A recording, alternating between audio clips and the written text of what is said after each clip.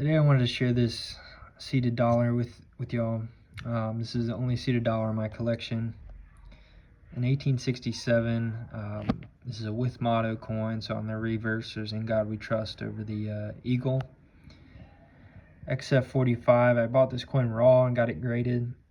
Seeded dollars are super tough. It's a really fun series. It's fun to hold these coins in your hand. They're big, heavy. A lot of them were melted or exported overseas.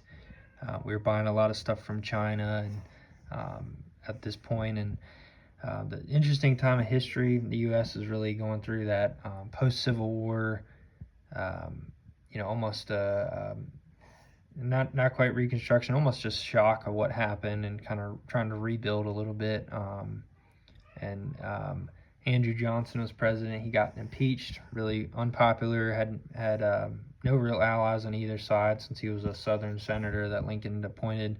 But yeah, this coin is a survivor. There's 43,000 made in Philadelphia this year, and a lot have been messed with. Seeded dollars, I'd highly recommend, if you're gonna get one, to buy it graded,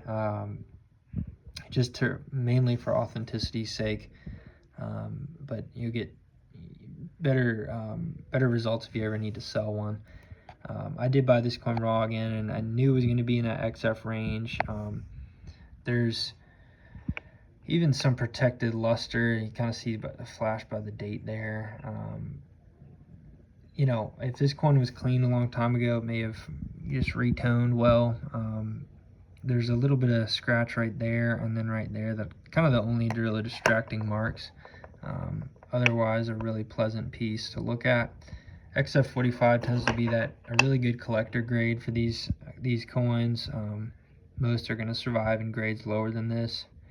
I think PCGS estimated 1,500 or so exist out of that 43,000, but some of those could be resubmissions. In XF, you'll kind of see a little bit of wear above the eagle's wings, just starting there, and a little bit here on the kind of the bottom of the eagle. And "With God We Trust" is just the second year that was on these dollar coins. This one, if you have an interest in dollars, I think the seeded series is kind of overlooked. There's a lot of really tough dates. You have to be well financed to really even make any headway there, but I recommend it, at least to have one example in your collection. I think there's a lot of good value in the fine range for these coins, and they're super tough to find original. So I mean, you take that surviving population, probably mark it down by 90% as far as what's actually survived untouched. This is a coin that may sell eventually. The market value has really done well on these lately. Seeded dollars have gotten very expensive, and I think I'd do pretty well if I sold this, but it is a hard coin to let go. I mean, you just don't see them in this condition very often, and when I saw it, it was a lot, but I had to pick it up. So I thought you'd enjoy seeing this one. Again, the seeded series is super fun.